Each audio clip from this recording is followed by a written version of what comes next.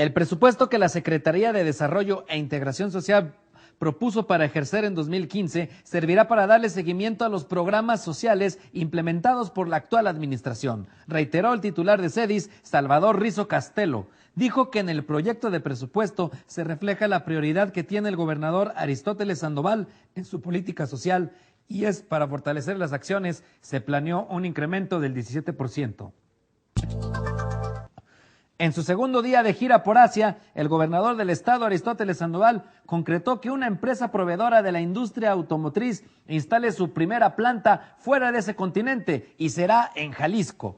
Nissin Cacao iniciará sus trabajos de construcción en el primer trimestre del próximo año, señaló el vocero del Ejecutivo Estatal, Gonzalo Sánchez. Noviembre es el mes de la ópera en Jalisco, por eso las obras Carmen y Elixir de Amor volverán a convertir el Teatro Degollado en la casa de este género de música teatral. También llega la exposición que refleja la visión del Dr. Atl en torno al cosmos y la energía al Instituto Cultural Cabañas. Muchas gracias por su atención y los esperamos en una hora con más información.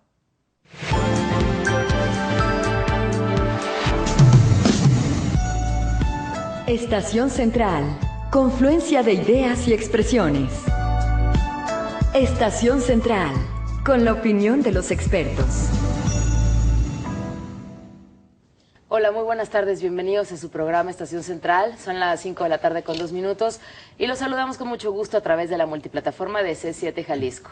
Soy Begoña Lomelí y a nombre de todo el equipo que conforma Estación Central, les doy la más cordial bienvenida a través de C7 Televisión, C7 Radio y también en www.c7jalisco.com.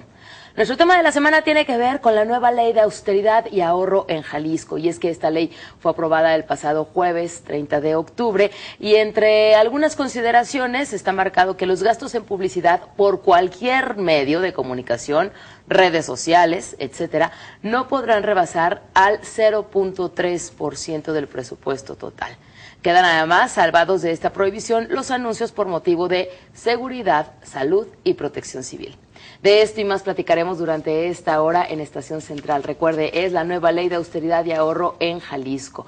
Aplica no solamente para el Congreso, sino también para municipios, para el Estado. Esperamos su comunicación. Recuerde que estamos en el 3030-5307 y también en nuestra alada sin costo, 01800-087-8807.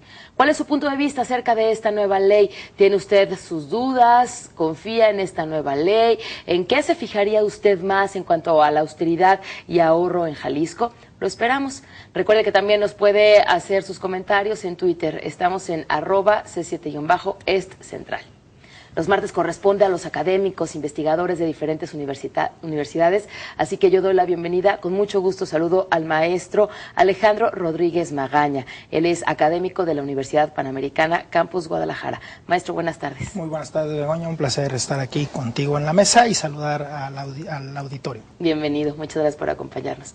También saludamos con mucho gusto al maestro Carlos Alberto Sainz Dávila. Él es catedrático del Departamento de Ciencias Jurídicas de Tonalá. Buenas tardes, maestro, bienvenido. Buenas tardes, Begoña, muchas gracias por la invitación y un saludo a tu teleauditorio. Al contrario, muchas gracias a usted. Y bueno, pues también estamos esperando que nos acompañe el maestro Alberto Vallardo Pérez Arce, académico del Departamento de Estudios Sociopolíticos y Jurídicos del ITESO. En un momento más, esperemos esté por acá con nosotros. Pues bien, para iniciar este programa, una pregunta básica que a todos nuestros invitados se las hacemos, para conocer más o menos por dónde va la percepción de nuestros invitados. En este caso es una palabra para definir la nueva ley de austeridad y ahorro de Jalisco. Maestro Alejandro, ¿quiere usted iniciar? ¿Cuál sería su palabra o término para definir? Con mucho gusto. Me parece que el término adecuado para hablar de una ley de este tipo sería disciplina. Disciplina que se requiere en todos los niveles cuando estás buscando ordenar el presupuesto. Lo que se está tratando de lograr con esta ley de austeridad, pues es que los ingresos sean suficientes para compensar el gasto, para compensar los egresos, y que de alguna manera esto nos obliga a mantener disciplina en todos los ámbitos de gobierno. Muchas gracias, maestro. Por favor, maestro Carlos Alberto Sainz, ¿cómo la define usted? ¿En una sola palabra o en un término corto? Difícil, ¿no? Pero yo diría perfectible. Perfectible, vamos a quizás tener la oportunidad de comentar que esta ley implica una buena intención. Sin embargo, cuando menos desde nuestro punto de vista, repite situaciones que ya están reguladas en otras leyes y consideramos que no es el canal más adecuado a hacer una ley por separado, sino que pudieron modificarse otras legislaciones. Dice usted, perfectible, una buena intención, sin embargo ya está ciertos puntos contemplados en otros lados. Sin embargo, la percepción de los ciudadanos, y porque aquí lo hemos visto con llamadas que tenemos a lo largo de los diferentes meses, los programas, se quejan de los gastos excesivos, de los salarios tan altos.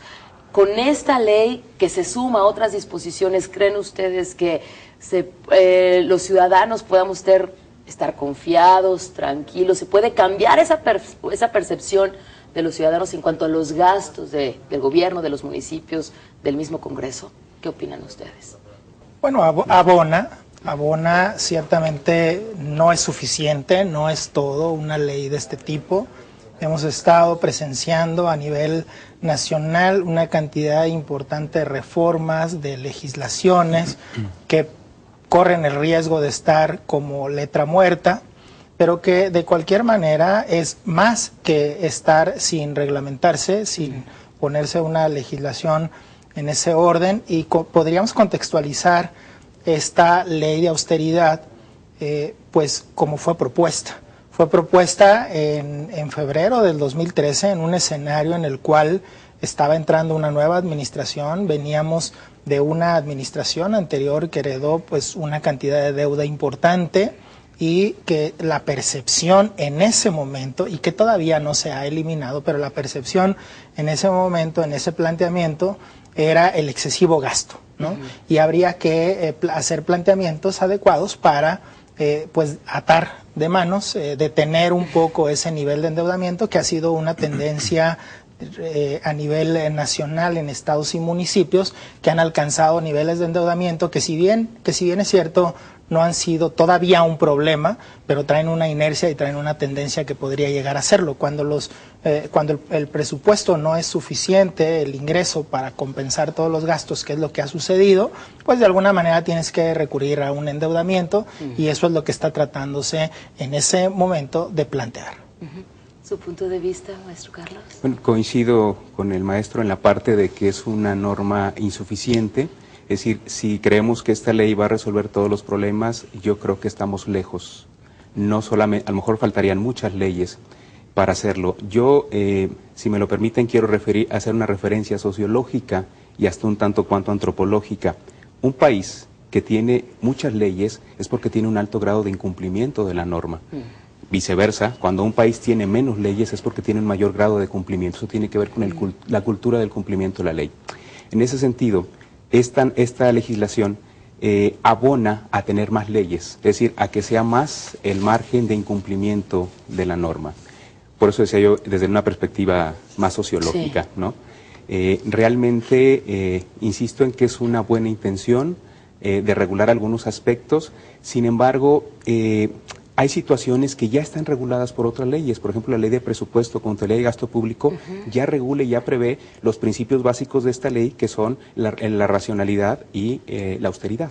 Entonces, me llamó mucho la atención la exposición de motivos cuando cambia el proyecto original, cuando lo presenta la fracción de Movimiento Ciudadano y cuando termina siendo el proyecto que se aprueba el jueves. Se hacen cambios significativos. Realmente el primer proyecto venía muy descontextualizado, venía repitiendo o triplicando en algunas cosas lo que ya estaba en otras leyes especiales, y que bueno, se le dio una muy buena ayudada. Creo que no se resuelve del todo estos vicios de repetición en otras leyes, sobre todo lo que tiene que ver con adquisiciones, que ya hay una ley especial que regula esa situación. Sin embargo, en un grado de cumplimiento, creo que tendríamos también que ver aparejado un esquema de esta propuesta también que a nivel nacional se presenta del Sistema Nacional Anticorrupción, que va a ir de la mano con esta y con todas las propuestas que tengan que ver con finanzas públicas, ¿no? Punto importante, la corrupción, ¿no? Y que esta frase en lo popular, que la ley se hizo para romperse. pues ojalá que no aplique aquí, ¿no? Tenemos que ir a nuestro primer corte, así que de regreso seguiremos hablando de esta nueva ley de austeridad y ahorro en Jalisco, recién aprobada el pasado jueves 30 de octubre. Están con nosotros los académicos. Nos acompaña el maestro Alejandro Rodríguez Magaña, académico de la Universidad Panamericana Campus Guadalajara. Él define esta ley como disciplina. Y por su parte, el maestro Carlos Alberto Sainz Dávila él es catedrático, del Departamento de Ciencias Jurídicas de Cutonalá, la define como difícil y perfectible. ¿Usted qué sabe acerca de esta ley? ¿Con qué lo convence o no lo convence? ¿Con qué estaría de acuerdo? ¿O a qué punto le daría seguimiento acerca de la austeridad y el ahorro en Jalisco? Esperamos su comunicación. 3030-5307 y 01800-087-8807. Vamos a nuestro corte. Confluencia de ideas y expresiones. Estación Central. Regresamos. Soy Manuel y soy alfabetizador de Linea. Ya llevo 3 años. Poder ayudar a que la gente aprenda a leer y escribir y ver los ojos llorosos de un padre al escribir por primera vez el nombre de sus hijos es indescriptible. En los próximos 4 años vamos a enseñar a leer y escribir a más de 2 millones de personas y a más de 5 millones a estudiar la primaria y secundaria. Con el Linea y mis compañeros, yo sé que puedo. Con la alfabetización estamos moviendo a México. Gobierno de la República. Del 14 al 17 de noviembre, aprovecha todas las ofertas y descuentos. Recuerda que al pagar con tarjetas de crédito y débito, puedes ganar el reembolso de tu compra. Consulta sat.gov.mx. Sorteo Buen Fin. Secretaría de Hacienda y Crédito Público. Ahí viene, chécate.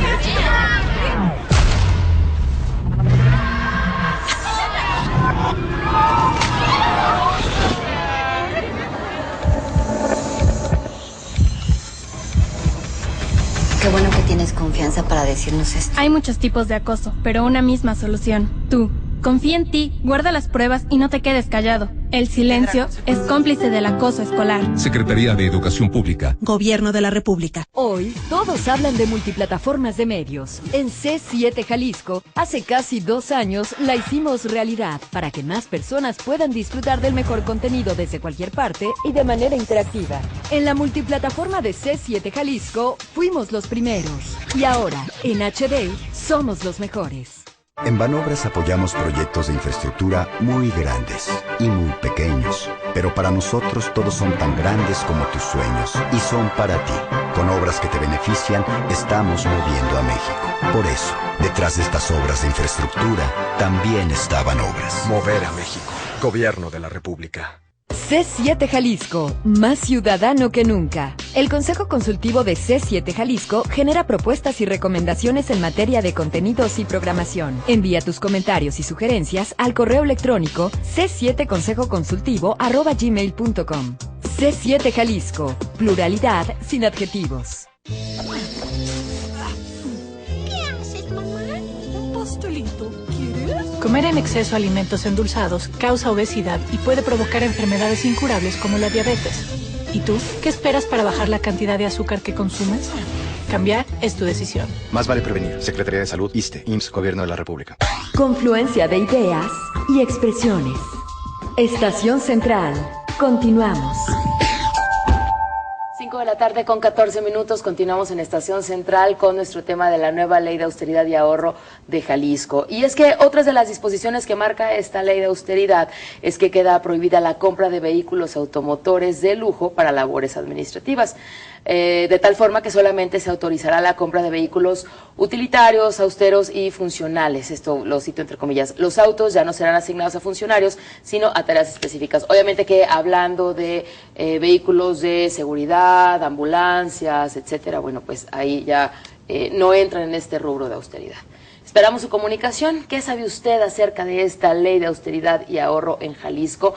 Le reitero la pregunta, ¿en qué puntos usted estaría más al pendiente de la austeridad y el ahorro? 3030-5307 y 01800-087-8807. A la consideración de nuestros invitados, de los maestros, el maestro Alejandro Rodríguez y el maestro Carlos Alberto, ¿En qué rubros debe el Estado y los municipios asignar más presupuesto o menos recursos relacionado con esta ley y en general en cuanto a los presupuestos, ahorros, gastos? ¿En dónde? ¿Cuál es su punto de vista?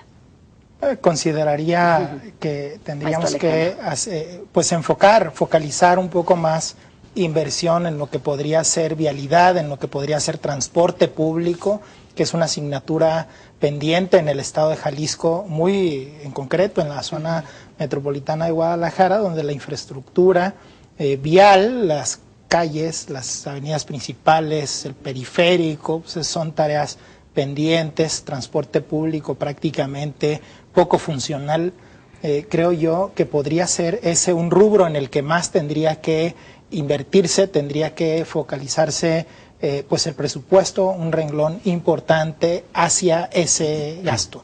Digo, además esta ley contempla que los ahorros que puedan tenerse producto de la austeridad tendrían que invertirse en infraestructura. Sí. Bueno, pues aquí está un renglón importante en el cual podría focalizarse más inversión. Transporte público, vialidad. ¿Su punto de vista, maestro Carlos? Bueno, para poder responder esa pregunta, que es una pregunta muy difícil y la respuesta es complicada, porque tendríamos que analizar cada rubro del gasto para ver cuál es necesario o no. Yo creo que lo fundamental aquí es entender el concepto general de gasto público, es decir, cuál es el concepto y cuál es el fin de un gasto público. El gasto público, por supuesto, que tiene la finalidad de satisfacer necesidades colectivas a partir de servicios públicos, pero también el gasto público es un instrumento para el Estado, es un instrumento que le sirve para redistribuir la riqueza y para atender situaciones no solamente económicas, sino también desde el punto de vista social. Entonces, ¿dónde debe un Estado o un municipio gastar más o menos? Eso va en función de la necesidad social, la necesidad económica y la necesidad de servicios públicos que tiene cada municipio y que tiene cada entidad en todo caso. Entonces, ¿cómo saber si se está gastando bien o cómo en un momento dado determinar dónde habrá que gastar más o menos?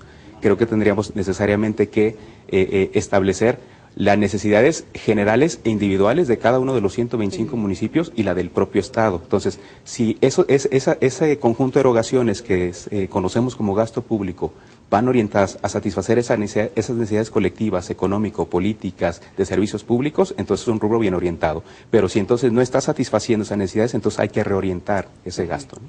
Desde la experiencia que se ha tenido, porque esta ley aplicará en enero del 2015, ¿en qué se ha dejado de gastar?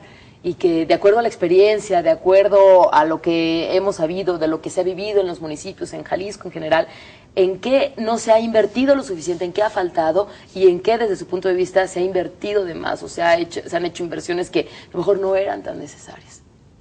Bueno, insisto, eso dependería mucho de qué municipio, ¿no? O rubros generales del Estado. Pero vamos a poner un ejemplo concreto, el municipio de Zapopan, que como ciudadano yo que he percibido en este último ejercicio fiscal, se gasta en infraestructura, pero se olvidan los servicios básicos. Por ejemplo, si ustedes han transitado últimamente por las calles de Zapopan, verán que parece un campo minado.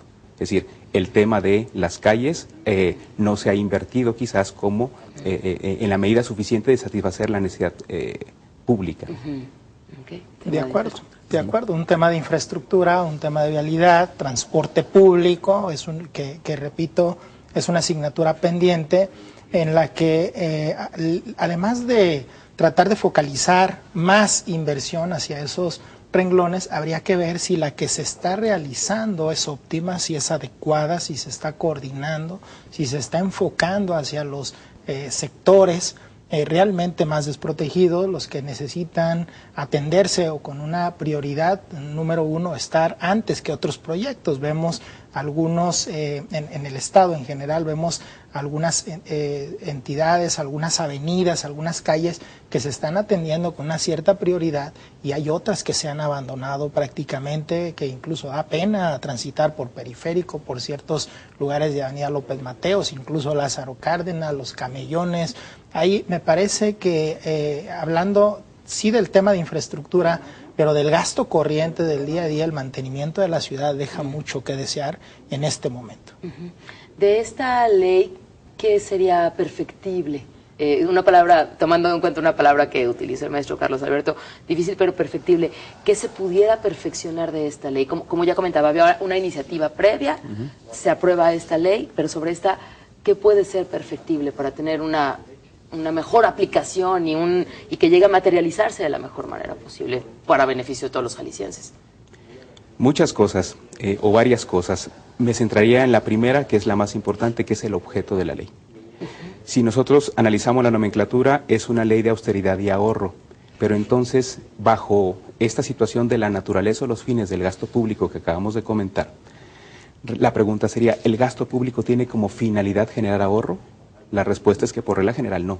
Entonces encontramos una posible incompatibilidad en la nomenclatura y el contenido de la ley. Es decir, el gasto público es diseñado para satisfacer necesidades colectivas, sociales, de inversión, de producción, de servicios públicos, etcétera, no para generar ahorro. Entonces, ¿dónde vamos a tener un problema?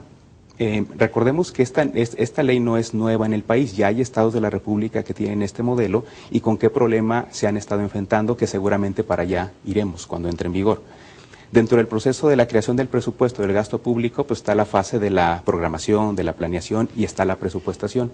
Y la presupuestación, que no lo digo yo, lo dice la misma ley, consiste en el costeo, es decir, en la previsión de esos gastos que yo necesito como Estado para lograr mis metas o mis objetivos. Entonces, ¿qué va a pasar con estas regulaciones que me obligan a generar un ahorro como Estado? Entonces, que voy a tener que presupuestar faltando a la técnica de presupuestaria, a lo mejor hacia la alza, para obligadamente poder generar un ahorro que se va a canalizar a infraestructura particularmente, ¿no? Ajá, pero presupuestar a la alza y luego un ahorro no es como estas tiendas de descuento que inflan los precios para ponerte un 60% de descuento. Es que a eso podríamos, no sé si vayamos a ver, pero creo que podemos llegar a ese punto, porque la ley nos obliga a ciertas entidades a generar ese ahorro.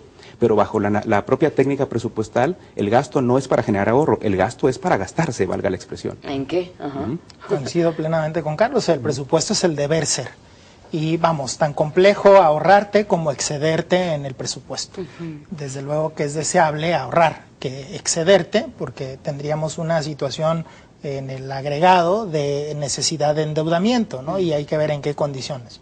Pero efectivamente podríamos caer en ese vicio de presupuestar al alza para poder ahorrar y cumplir con una reglamentación, con una cuestión que a partir de enero tienen 180 días los obligados para poder presentar un plan de austeridad y para poder presentar de qué forma van a atender esta ley, ¿no? ¿Con qué problemas se han enfrentado en otros estados con leyes similares a estas? Además de este punto que ya han tocado acerca de presupuestar a la alta. La inaplicabilidad de la ley. ¿Ah, sí? Sí, la eventual inaplicabilidad en función de la misma mecánica compleja y descontextualizada de la propia ley. Por eso comentaba yo al inicio que era más sugerible hacer modificaciones a otras leyes en este sentido, porque estos principios de austeridad ya están regulados, no solamente por otras leyes en el Estado, sino también por las leyes federales y también por la propia Constitución General. Entonces, vamos a tener problemas, y se han tenido estos problemas en otros estados. ¿Como en dónde? ¿Algún ejemplo en concreto? Por ejemplo, en Baja California, por ejemplo, en San Luis Potosí, donde esta ley pareciera que va regulado todo el gasto público. Sin embargo, debemos entender que hay un ámbito de aplicación de la ley, que se refiere a los recursos que genera el propio Estado, porque el presupuesto estatal también se nutre por recursos federales, ya sea por participación en la recaudación, ya sea por programas, en fin. Entonces, esta ley no podría regular ese tipo de gasto.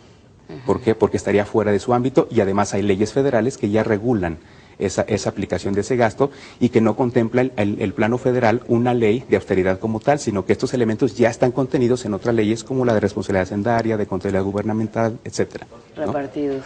Y traduciendo esto a una cuestión de finanzas personales, familiares, pues antes de pensar en un ahorro tienes que pensar en que el ingreso sea suficiente para el gasto y que realmente no tengas otras necesidades más allá de ahorrar, ¿no? Hay estados de la República que realmente están sumidos en pobreza extrema, problemas hasta de alimentación para su población, que obviamente antes de pensar en un ahorro para infraestructura tienen la necesidad de ahorrar quizá en un rubro de infraestructura para un gasto corriente, para un subsidio, para un programa de alimentos, para un programa de educación.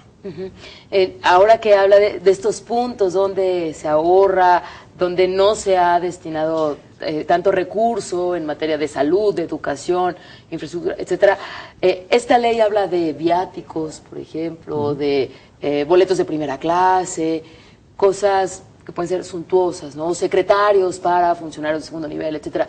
¿Qué hay de esto? ¿Cuál es su opinión acerca de estas reducciones en los gastos en estos puntos tan específicos?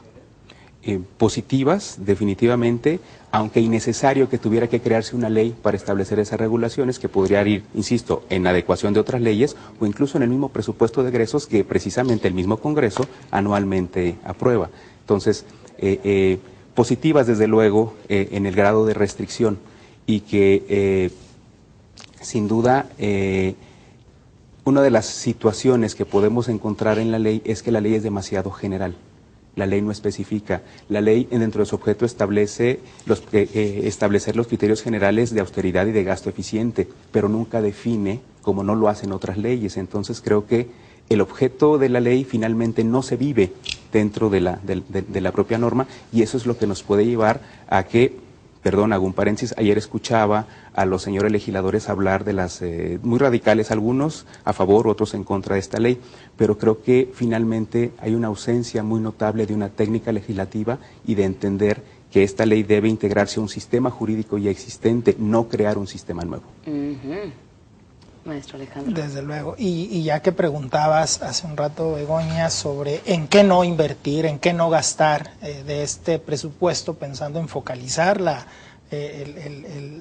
pues esta ley que se está planteando, pues yo sí pensaría en lo que se ha incluido en la ley, hablar de los temas de comunicación social, de difusión, que a veces son excesivos, sobre todo en los momentos en los cuales se cree que hay que publicitar los logros alcanzados, en los momentos de elecciones y demás. El tema de gastos de representación, de combustibles, de telefonía, de viáticos, que no vaya a ser que en algún momento esto se traduzca en un mal servicio. También hay que ver, porque está planteándose en la ley temas de restringir el consumo de papelería, ¿no? Los consumibles famosos de la oficina, equipo de cómputo, que podrían ser rubros necesarios para dar un buen servicio, ¿no? Que hay que ver si esa cuestión no se podría poner en riesgo, pero desde luego no invertir publicidad, no invertir en viajes con acompañamiento de empresarios, que hemos visto comitivas de viajes al extranjero rodeados de empresarios pagados por el gobierno del estado, cuando en realidad los empresarios también buscan un beneficio de esos viajes y estarían quizá encantados de poder contribuir por lo menos con el presupuesto personal para el viaje en cuestión, ¿no? Yo pensaría en no invertir, en no gastar en ese tipo de renglones. Correcto. Tenemos que ir a nuestro segundo corte. De regreso seguiremos hablando de esta nueva ley de austeridad y ahorro en Jalisco. ¿Qué tanto se ahorrará con estos rubros, estas reducciones en diferentes rubros? Esperamos también su comunicación. 3030-5307 y 01800-087-8807. Esta tarde nos acompaña el maestro Alejandro Rodríguez Magaña, académico de la Universidad Panamericana Campus Guadalajara, y define esta ley de austeridad y ahorro en Jalisco como disciplina. Y por su parte, el maestro Carlos Alberto Sainz Dávila, catedrático del Departamento de Ciencias Jurídicas de Cutonalá, define esta ley difícil pero perfectible. ¿Cuál es su punto de vista? Lo esperamos. Vamos a nuestro corte, regresamos a Estación Central. Confluencia de ideas y expresiones. Estación Central. Regresamos.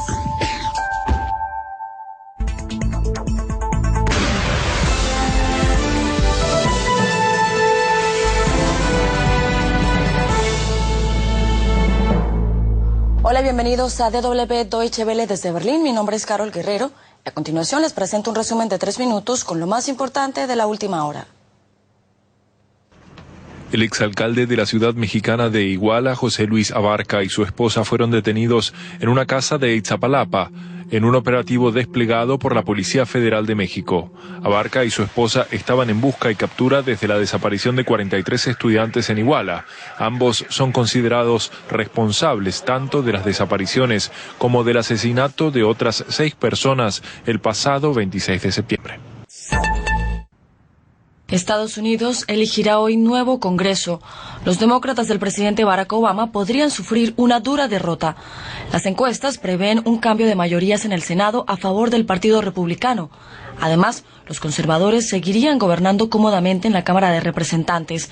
Más de 25 millones de hispanos están llamados a votar hoy. Sin embargo, se estima que un 70% se abstendrá en castigo por la falta de una reforma migratoria. El ejército ucraniano enviará nuevas unidades al este del país.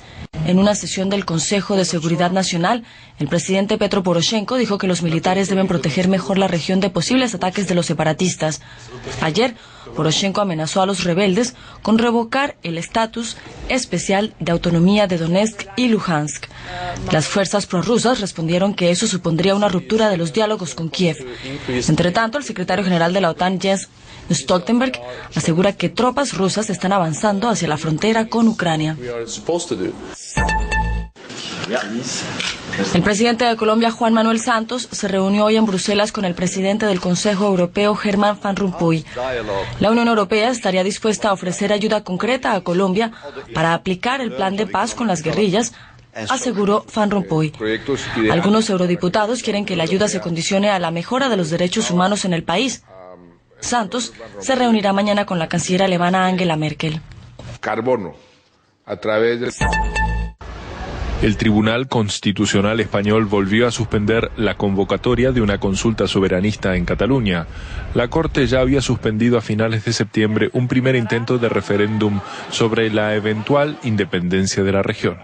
Pese a la decisión, el gobierno catalán asegura que desafiará la sentencia y seguirá adelante con la consulta, fijada para el próximo domingo. Esto es todo por el momento. En menos de 60 minutos volveremos con más noticias. Confluencia de ideas y expresiones. Estación Central. Continuamos. 5 de la tarde con 32 minutos, regresamos a Estación Central hablando de la ley de austeridad y ahorro en Jalisco. Le recuerdo que esta tarde nos acompaña el maestro Alejandro Rodríguez Magaña, académico de la Universidad Panamericana, Campus Guadalajara. Él define esta ley como con la palabra disciplina. El maestro Carlos Alberto Sainz Dávila, catedrático del Departamento de Ciencias Jurídicas de Cutonalá, define esta ley como difícil pero perfectible. Y se suma a esta mesa, también saludamos con mucho gusto, le damos la bienvenida al maestro Alberto Vallardo Pérez Arce, académico del Departamento de Estudios Sociopolíticos y Jurídicos y coordinador del Observatorio Legislativo del ITESO. Maestro Alberto, bienvenido, buenas tardes. Buenas tardes, muchas gracias. ¿Cómo define usted esta ley de austeridad y ahorro de Jalisco? ¿Una palabra o un término corto? Pues una buena intención. ¿Una buena intención? ¿Por qué lo centra en estos términos? Pues sí, como ya venía oyendo en el radio los comentarios que hacían los maestros.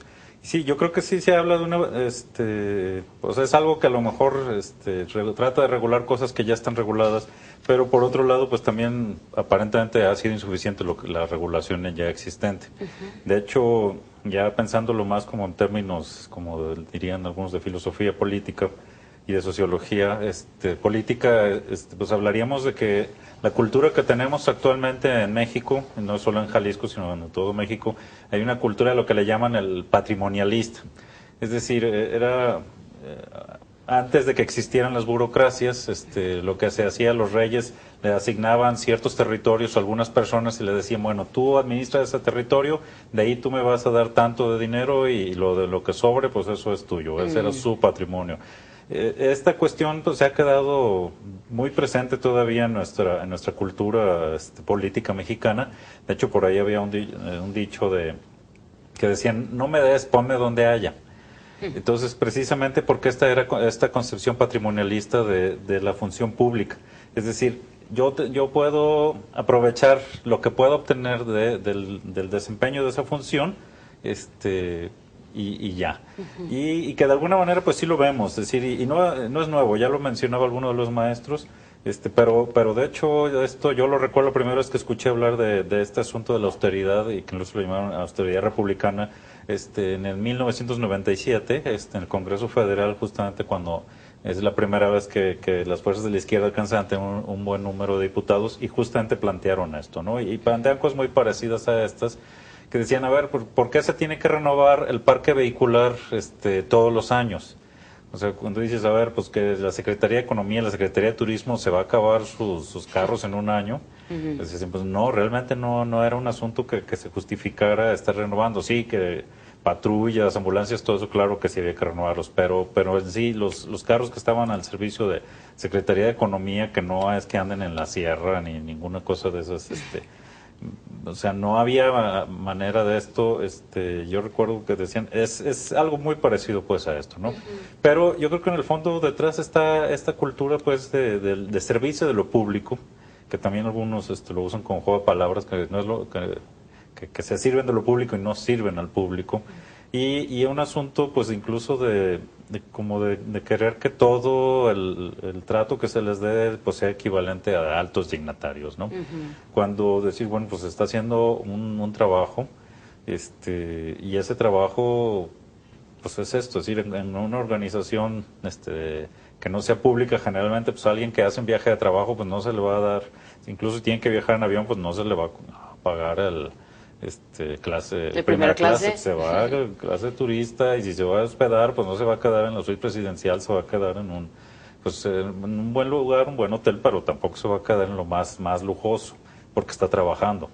O sea, como yo creo que, pero esa parte de asumir incluso de los propios funcionarios, decir, a ver, esto que hago es un trabajo, yo creo que no ha estado tan claro todavía, ¿no? Yo en ese sentido sí veo pues la necesidad de, no sé si de esta ley, pero sí de algo que haga tomar conciencia de que es un servicio público y que no se vale financiar lujos de los funcionarios públicos. O sea, que si no se hace por buena voluntad meter la disciplina, como mencionaba el maestro Alejandro. Ya mencionaban ustedes que muchos puntos ya están contemplados en diferentes leyes. ¿Era necesario entonces hacer una ley que concentrara todo esto? ¿O por qué tenemos ahora esta ley de ahorro? ¿Qué opinan? Creo que no era necesario.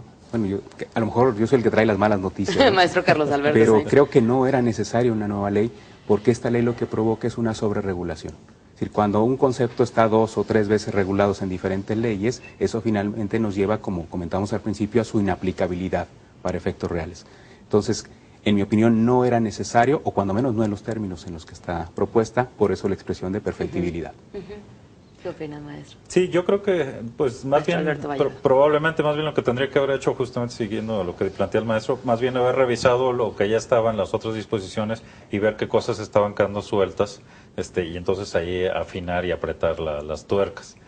Sobre todo, pero en este sentido, pues, decir, a ver, es austeridad, pero para el servicio público, ¿no? Entiendo la postura en una perspectiva jurídica, como lo menciona el maestro Carlos. Desde la perspectiva financiera y de administración, me parece que incluso con el momento en el cual fue planteada esta ley, era necesaria. O sea, en ese momento quizá con un tono más que sonaba a justificación y no tanto a una explicación, que se empleaba el tema de los Juegos Panamericanos como aquella necesidad que se tuvo para sobreendeudar al Estado y que de alguna forma justificamos un déficit importante y un mal financiamiento, porque finalmente eso acabó siendo un financiamiento en cierta forma inadecuado. Me parece que, repito, abona a una disciplina, a una racionalidad, austeridad, incluso a un tema moral, aquel en el cual veíamos un despilfarro, hemos visto despilfarro en ciertos programas, en ciertos sectores del gasto, en los que tal vez haya trasfondo político, tal vez se encuentre alguna otra cuestión del momento en el cual se esté presentando, pero me parece que de alguna forma, desde el punto de vista presupuestal, sí es necesario que existan reglamentaciones, que existan leyes, que existan cuestiones tan prácticas y tan llanas como la que se aprobó para tratar de regresar al redil, de meter a una disciplina a los diferentes organismos a los que le aplican. ¿Creen que con esta ley, ya como está, o con lo que pueda ser perfectible, los ciudadanos preocupados por el gasto, los ingresos, los egresos de nuestro Estado, podamos ser más, que podamos demandarle más al Estado en el sentido del ahorro? Oye, es que ya hay una ley, ¿Cómo lo estás invirtiendo? ¿En qué estás ahorrando? Existe una ley. O sea, si el ciudadano conoce y sabe que existe esta ley de austeridad y ahorro, el ciudadano puede demandarle a los diputados, a los municipios, que de verdad se note el ahorro, que de verdad se note la austeridad. Depende qué entendamos o cuál sería el alcance de esa demanda, porque esos derechos ya están consagrados incluso como derechos humanos en la parte que tiene que ver con el acceso a la información y la transparencia. Entonces, esta ley precisamente prevé un capítulo donde el ciudadano puede presentar una denuncia. Sin embargo, es un capítulo de, si mal no recuerdo, 2 o 3 artículos que está muy escueto y muy incompleto porque no establece ningún procedimiento. Solamente dice, puedes denunciar ante la autoridad competente. Pero ¿quién es la autoridad competente? Pues el ciudadano tendrá que decidir. Si es un tema penal, pues irá con el fiscal o el Ministerio Público. Si es un tema administrativo, sí tendrá que ir con el Contralor del Estado. Es decir, está imprecisa en esa parte la norma. Entonces, finalmente, no podemos establecer que el derecho del ciudadano está plenamente garantizado con esta ley, sino que apenas está apuntalado. Apenas está apuntalado, porque era mi siguiente pregunta. ¿Se garantiza el gasto, se garantiza el ahorro con esta ley? Dice el maestro Carlos, pues no queda tan garantizado. La ley no puede garantizar eso es el ejercicio, eso es ya en la vida real, en el ejercicio del presupuesto, cuando realmente se puede ver, se puede apreciar si hay austeridad, ¿no? Una ley por sí sola pues podría quedar en letra muerta, ¿no? A partir de enero se cuentan con esos 180 días naturales para que se elabore un programa de optimización de estructuras incluso. Optimización de estructuras hay que ver cómo lo entienden los funcionarios. Y puede jugar a la inversa, ¿eh? Exacto. Porque esa optimización de estructuras puede resultar que cierta dependencia necesita más personal del que realmente tiene. Y entonces no podríamos pensar que donde sobraran los pueda yo canalizar porque a lo mejor en ese se requiere un perfil específico. Y entonces, ¿qué voy a hacer? ¿Liquidarlos? Bueno, eso tiene un costo, porque son trabajadores y tienen derechos conforme al 123 apartado B de la Constitución. Entonces es un tema, cuando hablamos de dificultad al inicio, ¿no? Ajá, sí, los puntos en específico, claro. Dónde se debe destinar más ahorro, dónde se debe de invertir más y dónde no. Vamos a nuestro último corte, tenemos aquí llamadas y también nos vamos con las conclusiones de regreso, ¿de acuerdo? Estamos hablando de esta nueva ley de austeridad y ahorro de Jalisco. ¿Usted qué sabe de esta ley? ¿Usted dónde se fijaría o se centraría, investigaría más acerca de los ahorros o austeridades que podamos tener en el gasto público en nuestro estado? ¿En dónde o de qué municipio usted nos sintoniza y que usted ve que se necesita austeridad en concreto? 3030-5307 y 01800-087-8807. Regresamos. Confluencia de ideas y expresiones. Estación Central. Regresamos. Haz del ejercicio un hábito divertido. Motiva a tu familia y actívense. Dedica 30 minutos al día a una actividad física como caminar, correr o nadar. Usa las escaleras en lugar del elevador. Baila con tu pareja y utiliza la bicicleta como transporte. Cambiar es tu decisión. Más vale prevenir. Secretaría de Salud, ISSSTE, IMSS, Gobierno de la República. Para un buen fin, un buen comienzo. En esta edición del Buen Fin, Profeco es tu aliado. Prepara un presupuesto. Haz tu lista de compras y enfócate en tus necesidades. Revisa los precios. En Profeco te orientamos. Consulta profeco.gov.mx. Disfruta del Buen Fin comprando responsablemente. Esta es la nueva Profeco, la defensora del consumidor. Gobierno de la República. Conoce más de los Juegos Centroamericanos y del Caribe 2014 en un programa especial donde encontrarás toda la información relacionada con esta gran justa deportiva. Transmisión por C7 TV, sábado, 1 de la tarde. Retransmisión, domingo, 10:30 de la mañana. TV Más y C7 Jalisco te invitan. C7 Jalisco, más ciudadano que nunca. El Consejo Consultivo de C7 Jalisco genera propuestas y recomendaciones en materia de contenidos y programación. Envía tus comentarios y sugerencias al correo electrónico c7consejoconsultivo@gmail.com. C7 Jalisco, pluralidad sin adjetivos.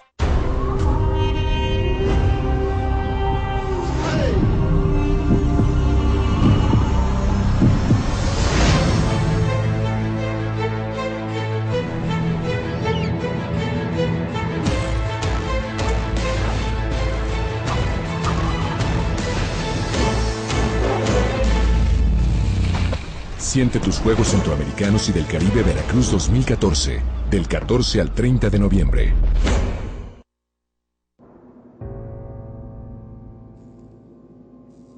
Así, encontramos las finanzas de Jalisco.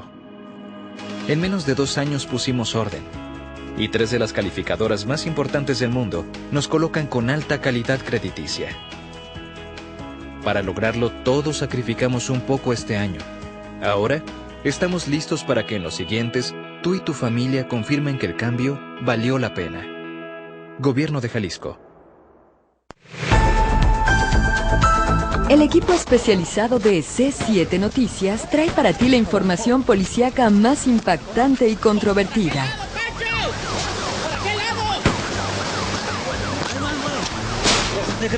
C7 Jalisco, la mejor agencia de noticias. Confluencia de ideas y expresiones. Estación Central. Continuamos. Estamos de regreso en Estación Central hablando de esta nueva ley de ahorro y austeridad en Jalisco. Nos dice Luis Arana, que se comunica de Guadalajara. Interesante el tema con los invitados. Y dice, ayer los señores diputados solo se fueron a los mandos más bajos. No mencionaron el sueldo de ellos, que sería interesante que lo bajaran. Y nos dice Luis Arana, me gustaría que los académicos no hablen tan formal para que todos les entendamos mejor. ¿Qué opinan de los sueldos de los diputados? Ayer se hablaba, ayer decían son alrededor de 60,000 pesos, decían ninguno gana más de 100,000 pesos, creo que arriba el gobernador, no sé. ¿Qué opinan de, está en esta ley el tope de salario en el caso de diputados?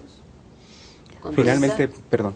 No, digo, el problema aquí, más allá de los topes, el problema también es la proporción que tienen con respecto a los salarios mínimos y al Producto Interno Bruto. Por ahí, en algún medio electrónico hacían un análisis y que justamente decían cómo aquí los funcionarios públicos ganan muchísimo más, incluso proporcionalmente hablando, que lo que ganaría un diputado, por ejemplo, en Estados Unidos, con todo el Producto Interno Bruto que se genera ahí. Entonces, más bien aquí el problema es la equidad en cuanto a eso. Y bueno, sería de los diputados y de muchos otros. Yo creo que el asunto aquí de la austeridad abarca todos los organismos. Digo, en estos meses también se han publicado análisis, por ejemplo, del gasto de la Comisión de Derechos Humanos, donde, bueno, se gasta, si mal no recuerdo, 1 millón de pesos al año en alimentos para el presidente de la Comisión de Derechos Humanos. Es decir, bueno, eso no entiendo cómo puede ayudar a que se haga mejor el trabajo de esta organización. Entonces, sí, el asunto de los salarios es crítico, y más con salarios tan bajos como los que tenemos en México. De hecho, en ese estudio, en realidad, según lo que pasaba ahí y como estaba la proporción, digamos que tendríamos que haber estado como a nivel de Haití, para que estuviera equivalente el asunto. Entonces sí era muy, muy grave la disparidad. O sea, de hecho era totalmente en contra de la tendencia general. Maestro Carlos. Bueno, el tema de los salarios es añejo. Se ha hablado de tabuladores desde hace mucho tiempo. El propio Congreso ha dicho que va a establecer los tabuladores, pero lo ha establecido de los mandos medios del propio Congreso hacia abajo. No se ha normado esa situación, sobre todo con lo que tiene que ver con los cargos de elección popular, que habría que separarlos, porque podemos tener altos mandos, pero que si tienen una base o no son de confianza, por decirlo de esta manera, bueno, pues tienen derechos laborales también creados y generados. Y es como cualquier otro trabajador, no es que el día de mañana le puedas reducir el salario de un día para otro y no pasó nada, estarías afectando los derechos de ese trabajador. Entonces, habría que separar, y entonces habría que realmente, si esta ley de austeridad tiene ese ánimo republicano, bueno, pues habría que ver qué sigue con la implementación, y me gustaría observar qué pasa con el Congreso en la implementación de esta ley, que es uno de los sujetos obligados según la misma. Muy bien. En los cambios propuestos con respecto a la propuesta original de esta ley, una de las cuestiones que se eliminaron ya en la aprobación definitiva fue precisamente ese tope al salario mínimo de funcionarios públicos, que estaba de 50 salarios mínimos diarios, ¿no? Esa cuestión fue omitida, fue puesta en otro sitio, ¿no? Y finalmente, pues sí, una ley de austeridad precisamente para ciertos niveles. Que estamos hablando de aproximadamente un poco más de 100,000 pesos para que hablemos con claridad. Ok, gracias. La multiplicación del salario mínimo por 50. Muchas gracias. Nos dice María de Zapopan, que si podemos invitar a gente del CIAPA porque se está mencionando aumento en el 2015, por favor hagan algo, es un robo. O sea, estábamos hablando de esto en el corte, ¿no? Se va a aumentar precisamente para eliminar los subsidios para quienes más pagan. Depende de cuántos metros cúbicos consuman. No es para todos. Mientras más consumes, más se paga. Más se paga. Entonces es lo que se va a pretender, ¿no? Hacia allá va. Pero lo platicamos con la producción y con muchísimo gusto, María, sobre todo para despejar este tipo de dudas, ¿no? Blanca Hernández de Tabachines dice, ¿por qué no disminuyen los sueldos de la secretaria, de la secretaria, de la secretaria?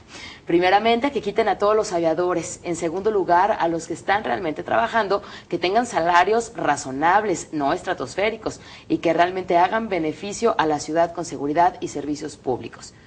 ¿Qué hay de, como comenta Blanca, la secretaria de la secretaria de la secretaria? Este grueso dentro de la burocracia y también los sueldos que se tienen, ¿se contempla dentro de esta ley? ¿Se tiene? No como tal, no, digamos, el tema del aviador, por decirlo coloquialmente, no es materia de esta ley. La ley va dirigida a la racionalización, a la austeridad del gasto, ¿no? Pero hay otros instrumentos, inclusive el Código Penal del Estado de Jalisco establece este tipo de aviadorías como un delito. Aquí el problema es que cuando se detecten estas, realmente haya la intención de llevarlos al plano de un juzgador en materia penal.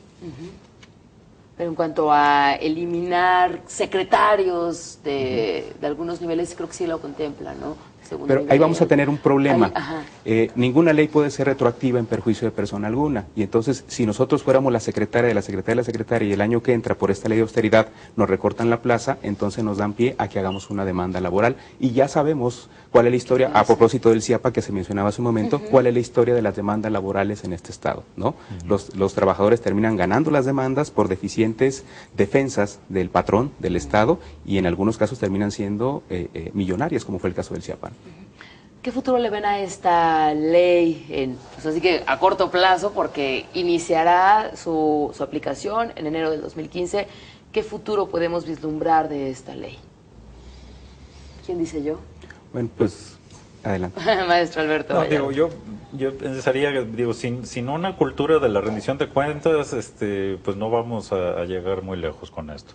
O sea, porque el asunto aquí es, yo creo que sí está bien lo de la austeridad, pero el asunto es que sí implicaría que se dieran cuentas de decir, bueno, a ver, ¿en qué recorté, en qué no recorté? Porque no tenía que recortar, al contrario, tenía que gastar más y que también se vale. Es decir, el asunto, yo coincido, el puro ahorro, pues no basta en este caso, ¿no? O sea, no es un ahorro para poder entonces financiar algo que sí era más urgente.